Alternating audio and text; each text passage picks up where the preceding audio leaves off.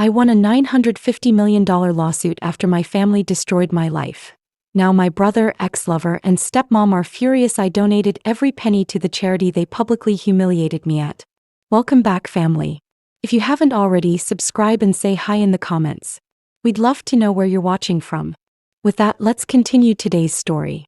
The champagne flute shattered against the marble floor, and suddenly 300 pairs of eyes were on me. My stepmother Suzanne's voice cut through the shocked silence like a blade. This is what happens when you let trash into high society events.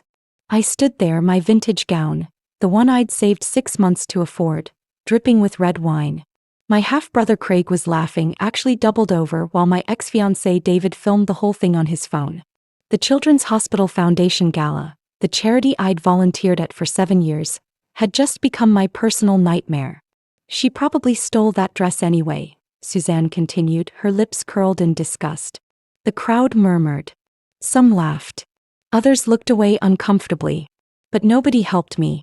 I'd worked the overnight shift at the hospital for 3 years straight. I'd held dying children's hands when their parents couldn't be there. I'd organized fundraisers that brought in thousands. And this was my reward: public humiliation orchestrated by my own family.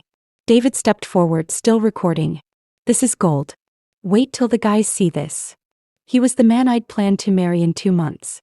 The man who'd proposed under the stars and promised me forever. Why? The word came out broken, barely audible. Craig finally stopped laughing long enough to answer. Because you're embarrassing, sis. Dad left you nothing in his will for a reason. You don't belong in our world. Our father had died 8 months ago. The will reading had been brutal. Everything went to Craig and Suzanne. I got a letter telling me I was sufficiently independent. I walked out of that gala with mascara running down my face, wine soaking through to my skin, and something hard forming in my chest. I didn't know it yet, but that night would change everything. 3 days after the gala, a video titled "Charity Case at Charity Event" went viral. 6 million views. My face, my humiliation everywhere. I called in sick to work. I couldn't face the pitying looks or the whispers. That's when my father's former lawyer, Mr. Carver, called.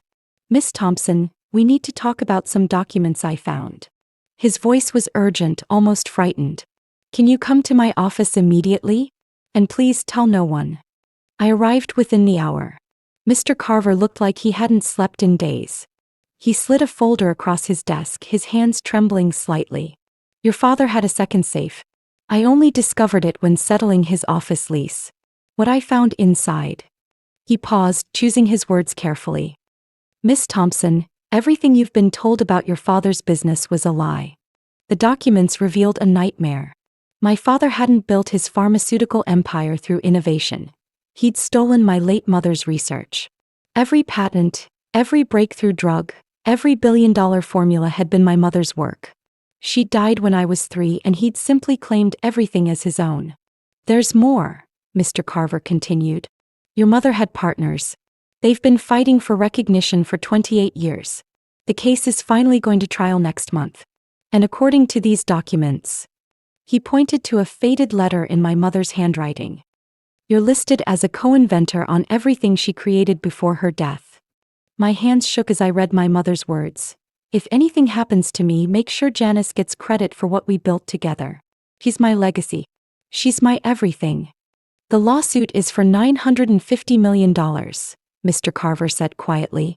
And you, Miss Thompson, might be entitled to most of it. I thought about the video. The laughter. Suzanne's sneer. David's betrayal. When do we start? I asked. The lead attorney on the case was a woman named Diana Pierce. Sharp, ruthless, and according to every article I found, undefeated in corporate litigation. Our first meeting was in a downtown office that screamed money and power. I'll be honest with you, Janice, Diana said, spreading photographs across the conference table. This case should have been won decades ago. But your father was good at covering tracks. Very good. The photos showed my mother. Young, brilliant, alive. She stood in labs holding beakers surrounded by equations on whiteboards. In every image, my father lurked in the background, watching her with something that looked less like love and more like calculation. Your mother, Dr. Elise Thompson, was a genius. She developed the foundation for 3 of the most profitable drugs in modern medicine before she was 30. Then she died in what was ruled a car accident. Diana's eyes met mine. I don't believe it was an accident. The room tilted. What are you saying? I'm saying that 1 month before her death, your mother filed paperwork to patent her newest discovery, alone without your father's name. 2 weeks after that, she updated her will, leaving everything to you. Then she died on a rainy night when her brake lines mysteriously failed. I gripped the edge of the table. He killed her. I can't prove it. Not yet. But I can prove he stole her life's work and built an empire on her grave. And that, Janice, is worth $950 million in damages and unpaid royalties. My phone buzzed. A text from Craig. Saw you meeting with lawyers. Whatever you're planning, drop it. You'll lose. I showed Diana the message. She smiled. It wasn't a nice smile. Good. That means they're scared. Let them be. She pulled out another file. We start depositions next week. I hope you're ready for war. I thought about my mother, buried and forgotten. I thought about every humiliation I'd endured. I've been ready my whole life. The depositions were brutal. Suzanne sat across from Diana with her lawyer, a man who charged $5,000 an hour and looked like he enjoyed crushing people for sport. Mrs. Thompson, Diana began coolly, how long after Dr. Elise Thompson's death did you begin a relationship with her husband? Suzanne's face tightened. I don't see how that's relevant. Answer the question, please. 3 months. The words came out clipped, defensive. Diana smiled. 3 months. And you were her research assistant before that, correct? You worked alongside her in the lab. I was a junior staff member, yes. A junior staff member who somehow ended up married to the boss and living in the house that should have gone to his daughter. Interesting. Suzanne's lawyer objected, but the damage was done. I watched my stepmother squirm, and for the first time in my life I felt powerful. Craig's deposition was even more revealing. He'd been given a position as VP of Research and Development despite having no scientific background whatsoever. Mr. Thompson, Diana asked, her voice dripping with false sweetness, can you explain what your actual contributions to the company have been? Craig stumbled through corporate buzzwords and vague references to strategic oversight. Diana let him dig his own grave before dropping the bomb. According to these financial records, you've withdrawn over $40 million from company accounts over the past 5 years. Can you account for these expenditures? The color drained from Craig's face. Those are business expenses. Business expenses? Like the $2 million spent at casinos in Atlantic City? Or the $3 million on a yacht that's registered in your name? I watched my brother realize he'd been caught. Diana had done her homework. Every illegal withdrawal, every fraudulent expense report, every lie. It was all documented. After the depositions, Diana pulled me aside. Your family isn't just unethical. They're criminals. This case just got bigger. My phone rang. It was David. Janice, baby, we need to talk. David's voice was honey smooth, the same tone he'd used when proposing. I put him on speaker so Diana could hear. Don't call me baby. What do you want? I made a mistake at the gala. I was drunk, I wasn't thinking. Suzanne and Craig got in my head. Can we meet? I miss you. Diana scribbled a note. Asterisk, he wants something. Play along. Asterisk. Why now, David? It's been 2 months. Because I love you. Because I'm an idiot. Please, just coffee. Tomorrow morning. That place you like downtown. His voice cracked convincingly. I need to see you. I agreed, hating how part of me still wanted to believe him. Diana immediately brought in a tech specialist. Wear this, she said, handing me a small device. It's a recording button. If he says anything useful, we'll have it. The next morning, David was already seated when I arrived, looking perfectly disheveled in that way that used to make my heart flutter. Now it just made me sad. You look beautiful, he said, standing to hug me. I stepped back. Just tell me why you did it. Why you recorded me, humiliated me, threw away 3 years together. He had the audacity to look hurt. Suzanne offered me a position at the company, chief financial officer. But only if I distanced myself from you. She said you were trying to destroy the family business with these ridiculous claims about your mother. They're not ridiculous. They're true. David leaned forward, dropping his voice. Listen, Janice. Drop the lawsuit.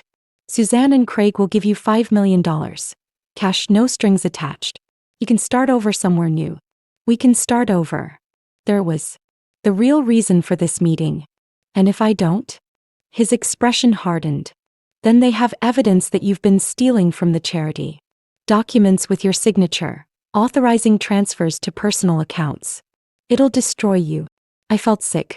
I never stole anything. I know that. I helped forge those documents last month.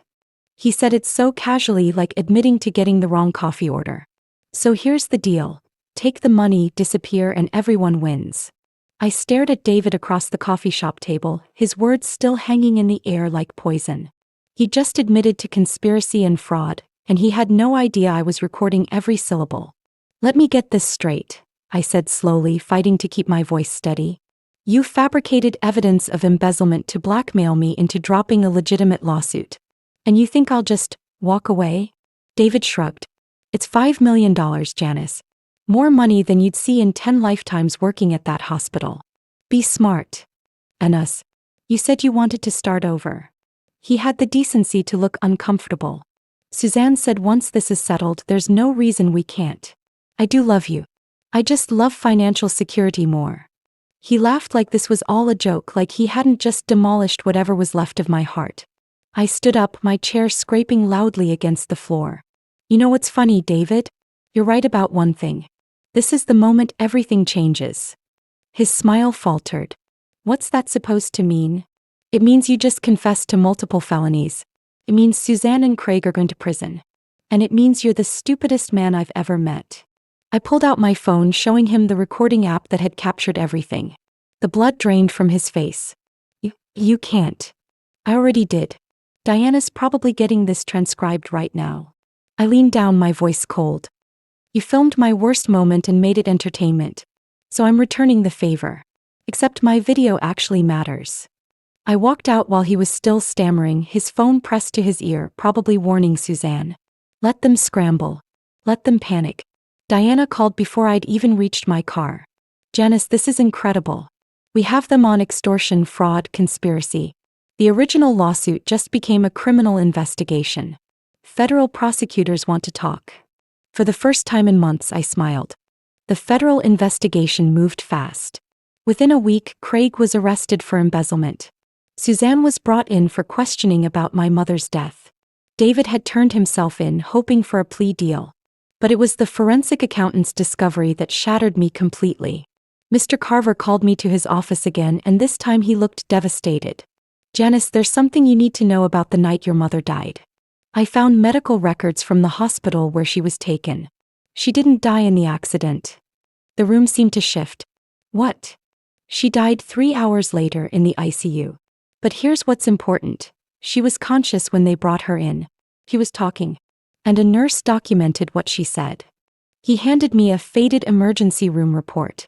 My mother's words, transcribed by a nurse 28 years ago. Asterisk, patient alert and oriented. Stated, the brakes were cut. He found out about the patents. Tell my daughter I'm sorry. Tell Janice to be brave. Don't let him take my work. Patient became agitated, began seizing. Died at 11:47 p.m. I couldn't breathe. The report fell from my hands. There's more, Mr. Carver said gently. Your father paid that nurse $50,000 the next day. The report was filed away, never investigated. The police ruled it an accident based on your father's statement alone. He told them your mother had been drinking, a complete lie. He murdered her. The words came out flat, emotionless. I was beyond tears, beyond rage. I was hollow. The statute of limitations has expired for murder charges. But this report, combined with the patent theft, the embezzlement, the fraud, it paints a complete picture. Your father built his empire on your mother's grave, and his family tried to keep you from ever learning the truth. I thought about every time Suzanne called me ungrateful. Every time Craig told me I didn't deserve my father's legacy. They weren't just cruel, they were complicit in covering up a murder. I want them to lose everything, I said quietly. Every single thing they stole. Mr. Carver nodded. The trial starts in 2 weeks. Diana says it's going to be a massacre. The courthouse was a circus. News vans lined the streets, reporters shouting questions as I pushed through. The case had become national news. The stolen genius, the murdered mother, the daughter fighting back. I'd become a symbol whether I wanted to be or not. Diana met me at the entrance, her expression fierce. They're offering to settle. 400 million. They want this over. No. I have to present the offer to you. That's the law. Then you've presented it. My answer is no. I want a verdict. I want the world to hear what they did. Inside, the courtroom was packed. Suzanne sat at the defense table looking smaller than I'd ever seen her, her expensive suit unable to hide the fear in her eyes. Craig wasn't present. He was in federal custody, his trial pending. The prosecution's opening statement was devastating. They outlined 28 years of theft, fraud, and conspiracy. They showed photos of my mother in her lab, her notebooks filled with equations that later became billion-dollar drugs. They presented the emergency room report, the forged patents, the suspicious financial transfers. Then it was Diana's turn for the civil case. She walked to the jury box and spoke quietly, intimately. This case is about more than money. It's about a woman who was brilliant, who was murdered for her brilliance, and who was then erased from history. Dr. Elise Thompson's own husband stole her identity, her work, her legacy. And when her daughter tried to reclaim what was rightfully hers, that same family tried to destroy her too. Diana turned, pointing at me. Janice Thompson spent 7 years volunteering at a children's hospital. She worked overnight shifts as a nurse while her brother gambled away millions. She lived in a one-bedroom apartment while Suzanne renovated the family estate, an estate that should have been Janice's inheritance. And when she finally appeared at a charity event, they humiliated her on camera for entertainment. Several jurors were openly crying. But here's what they didn't count on, Diana continued. They didn't count on Janice being her mother's daughter. Brave. Relentless. Unwilling to let lies win. The trial would last 3 weeks. But in that moment I knew we'd already won. Dr. Raymond Cole took the stand on day 5, and the courtroom held its breath. He'd been my mother's closest colleague, the lead researcher on the original team, and he'd been fighting for recognition for nearly 3 decades. Tell us about Dr. Thompson, the prosecutor said. Dr. Cole's voice shook with emotion. Elise was extraordinary. Brilliant doesn't even cover it. She could see solutions the rest of us couldn't imagine. The compound that became Nurexil, the drug that treats Alzheimer's and generates $3 billion a year, that was entirely her creation. I watched her develop it over 18 months. And what was Mr. Thompson's role? He was her husband. He'd drop by the lab, take her to lunch, charm the investors. But contribute to the research? Never. He didn't have the capability. He was a businessman, not a scientist. Diana stood for cross-examination. Dr. Cole, do you remember the day Dr. Thompson told you about her concerns? I'll never forget it. It was 3 weeks before she died. She came to my office crying, said her husband had found out she was patenting everything in her own name. She was planning to divorce him, give him a fair settlement but keep her research. She said he'd become obsessed with the money, with the recognition. What did he say to her? She told me he said, "Without me you're nothing. I made you. And I can unmake you just as easily." Dr. Cole's voice broke. 2 weeks later she was dead. The prosecution presented Suzanne next. They'd granted her immunity for testimony against her husband's estate. She looked broken, decades older than her 55 years. Suzanne Thompson, the prosecutor began, you were present when Dr. Elise Thompson confronted her husband about the patents, correct? Yes. Her voice was barely audible. What did you witness? Suzanne's hands twisted in her lap. He was furious. He threw things. He told her she was nothing without him, that nobody would believe her, that he'd been the face of the research for too long. She said she'd go public anyway. And he... She stopped, tears streaming down her face. What did he say, Mrs. Thompson? He said, then I'll make sure you can't. The courtroom erupted. The judge called for order. I sat frozen, listening to confirmation of what I'd already known. My father had murdered my mother in cold blood. 3 weeks of testimony, 47 witnesses, thousands of documents. The jury deliberated for 6 hours. When they filed back in, none of them looked at the defense table. Diana squeezed my hand. That's a good sign, she whispered. The forewoman stood. In the matter of Thompson versus Thompson Estate and Associates, we find in favor of the plaintiff, Janice Thompson. We award damages in the amount of $950 million, plus punitive damages of $100 million. The courtroom exploded. Suzanne collapsed in her chair. Reporters rushed for the exits. Diana was hugging me, saying something I couldn't hear over the ringing in my ears. $1,050 million. Outside, microphones were shoved in my face. Miss Thompson, how do you feel? What will you do with the money? Do you forgive your family? I stopped on the courthouse steps, Diana beside me, and spoke clearly into the cameras. I don't forgive them. Forgiveness is for people who are sorry, and they're only sorry they were caught. My mother was killed for her genius. My father erased her from history. His family tried to erase me too. I paused, feeling the weight of the moment. But they failed. Today, Dr. Elise Thompson's name will finally be recognized. Her patents will bear her name. And the world will know what they did. A reporter shouted, "What about the money?" I smiled, small, private. You'll see. The asset seizure began immediately. Suzanne's house, my mother's house, was taken. Craig's accounts, frozen and liquidated. David's plea deal included surrendering everything my father had given him. The pharmaceutical company was forced to pay the full judgment plus interest. Mr. Carver handled the transfers. It's done, he told me a month later. Every penny is in your accounts.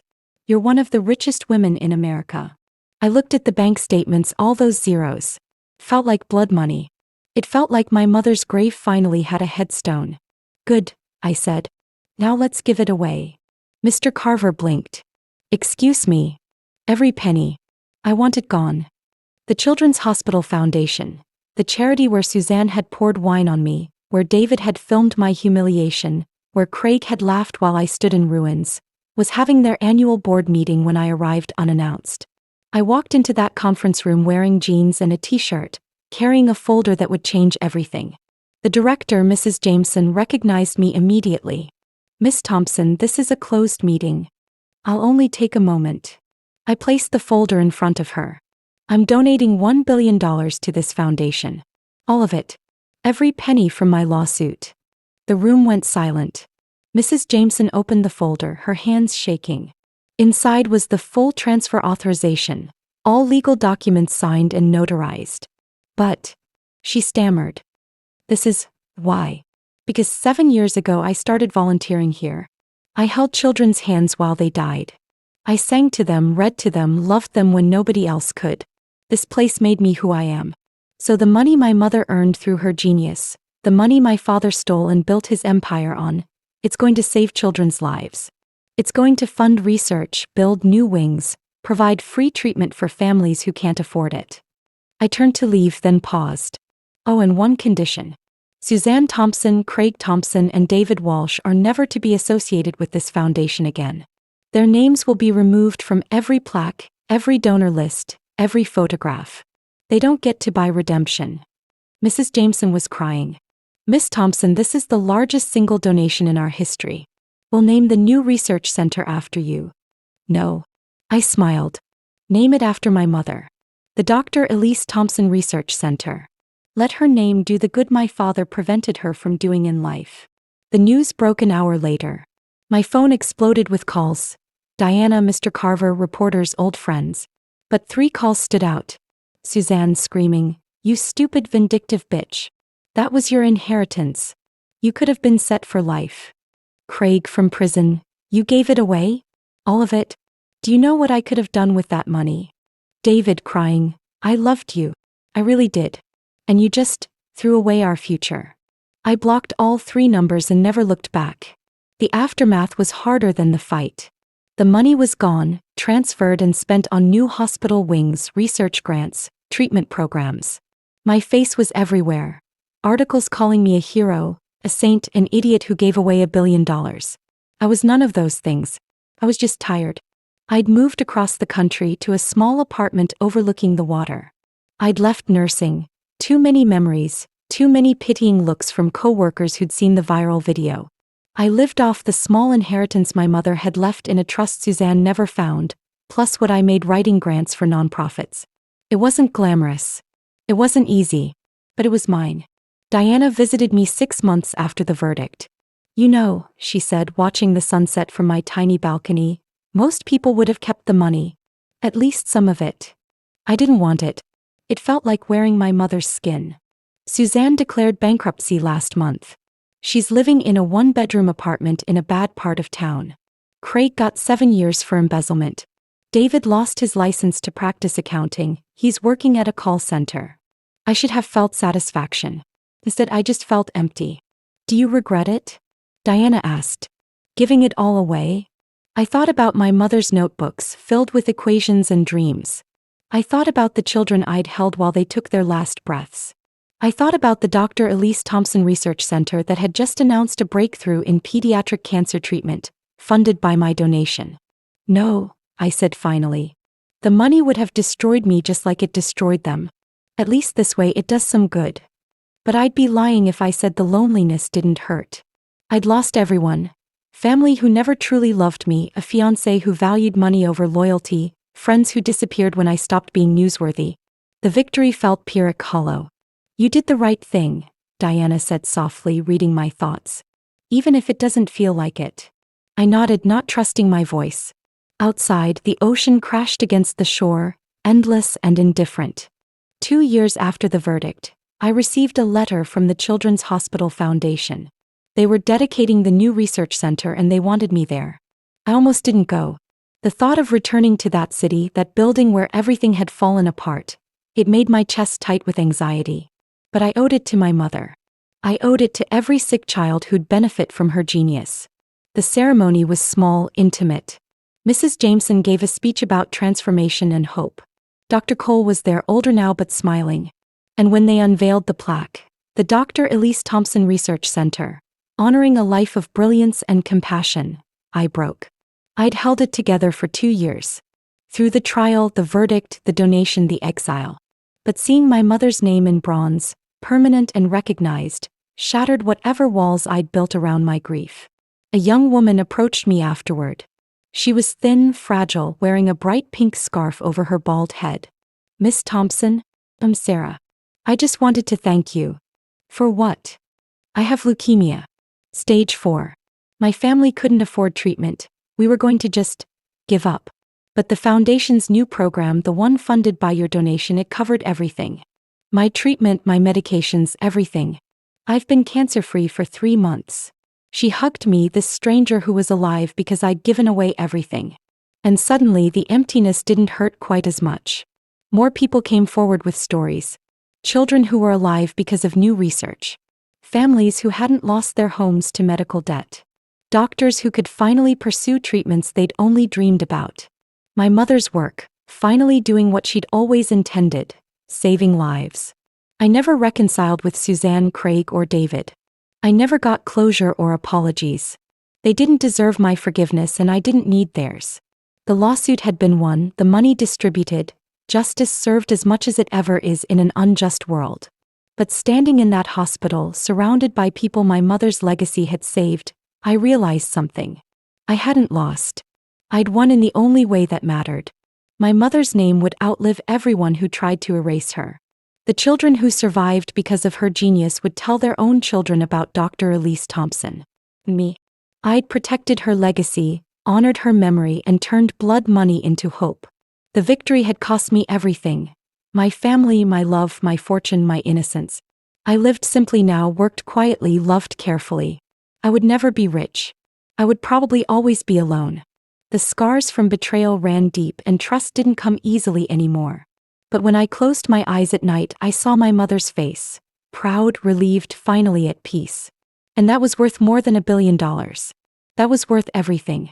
If this story moved you, please like and subscribe for more real stories of justice and redemption. Have you ever had to choose between money and morals? Share your story in the comments below. And remember, sometimes the best revenge isn't getting even. It's becoming someone they could never be. Remember to hit that notification bell so you never miss an upload. These stories matter. Your support helps us share them. Thank you for being here, for listening, for caring. Until next time, stay strong.